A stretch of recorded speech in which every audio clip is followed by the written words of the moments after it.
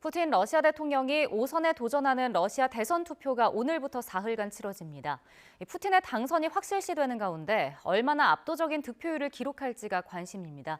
국제부 연결해서 이 소식 들어보겠습니다. 최영주 기자. 네, 국제부입니다. 네, 러시아 대선은 사실상 푸틴 대통령의 대관식으로 불리던데 선거가 오늘부터 사흘간 열리는 거죠? 네, 푸틴 대통령이 5선에 도전하는 러시아 대선이 우리 시각으로는 오후 2시부터 시작됩니다. 러시아 대선 사상 처음으로 오는 17일까지 사흘간 투표를 진행합니다. 러시아는 시간대가 11개에 이를 정도로 세계에서 가장 넓은 영토를 가진 나라 가운데 하나인데요. 가장 동쪽에 있는 추코트카 자치구와 캄차카주부터 발트해에 접한 역외 영토, 칼리닌그라드까지 각 시간대별로 오전 8시부터 오후 8시까지 투표가 진행됩니다. 러시아가 2022년 새 영토로 편입했다고 주장하는 도네츠크와 루안스크, 자포리자, 헤르손 등 우크라이나 지역 4곳에서도 처음으로 대선이 실시됩니다. 유권자는 18세 이상 러시아인으로 약 1억 1,230만 명에 이르고 미국 등 해외에 거주 중인 러시아인 190만 명도 투표할 수 있습니다. 이번 선거에서는 투표율을 늘리기 위해 사상 처음으로 온라인 투표 방식도 도입됐습니다. 네, 이번 러시아 대선의 관심은 누가 당선되느냐가 아닌 푸틴 대통령의 득표율이죠. 네, 그렇습니다. 이 푸틴 대통령의 당선은 사실상 확실시됩니다. 이번 대선에 출마한 4명의 후보 가운데 푸틴 대통령을 제외한 나머지 후보들의 존재감이 미미하기 때문입니다. 반정부 성향 인사들은 후보 등록이 거부돼 출마가 아예 좌절됐습니다. 관건은 투표율과 득표율인데요. 대선 전 마지막 여론조사에서는 푸틴의 득표율이 82%로 예측됐습니다. 실제 득표율이 80%대를 기록한다면 2018년 76.7%를 넘어서는 역대 최고 기록이 됩니다. 이 같은 압도적 투표 참여와 지지는 우크라이나 전쟁을 포함한 푸틴 대통령의 정책에 정당성을 부여하고 추진 동력을 마련해 줄 수 있습니다. 푸틴 대통령은 이를 의식한 듯 이 투표 전날 유권자들의 지지를 호소했습니다. 직접 들어보겠습니다. Все это происходит на фоне неудач на линии соприкосновения, на линии фронта.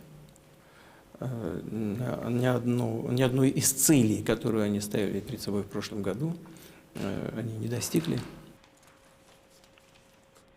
네, 앞서 러시아 사전 투표에서는 투명한 투표용이 등장했던데 비밀 투표 원칙이 지켜지지 않는다 이런 지적이 잇따르고 있죠.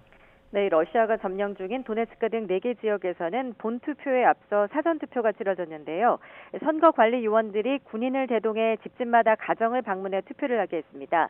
그런데 속이 훤히 다 보이는 투명한 투표함에 용지를 접지도 않고 넣는 모습 등이 포착되면서 사실상 공개투표가 아니냐는 지적이 나왔습니다. 이렇게 대놓고 비밀투표 원칙을 어기다 보니 선거 결과 조작 가능성도 나옵니다. 지난달 갑작스레 숨진 반정부 운동가 나발리의 부인 율리아 나발라야도 이 같은 조작 가능성 의혹을 제기했습니다. 들어보겠습니다. Впереди голосование на выборах президента. Да, они полная фикция и фальшивка. Путин нарисует себе любой результат, который ему по душе. Хоть 80, хоть 100. 나발라야는 시민들에게 17일 정오 일제히 투표소에 나가 푸틴에게 저항하자고 촉구하고 있지만 현재로선 반정부 시위가 득표율에 영향을 줄 가능성은 낮아 보입니다.